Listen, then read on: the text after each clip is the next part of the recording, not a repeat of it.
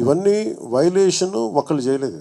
కొన్ని దశాబ్దాలుగా కొంచెం ఇంక్రిమెంటల్గా చేసుకుంటూ వచ్చి అది చేసుకుంటూ వచ్చారు.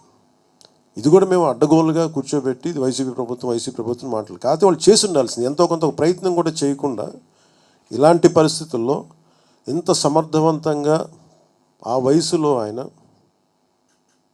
బుల్డోజర్లు ఎక్కి అసలు చేరలేని ప్రదేశాల్లో, వెళ్ళలేని ప్రదేశాల్లో కూడా ఆయన బుల్డోజర్ ఎక్కి, ఆయన పోక్లైనర్లు ఎక్కి, ట్రాక్టర్లు ఎక్కి గౌరవ ముఖ్యమంత్రి గారు అది అప్రిషియేట్ చేయాల్సిందిపై నేను విమర్శించడం ఇది సరైన పద్ధతి కాదు. మార్చుకోవాలి వైసీపీ నాయకులు.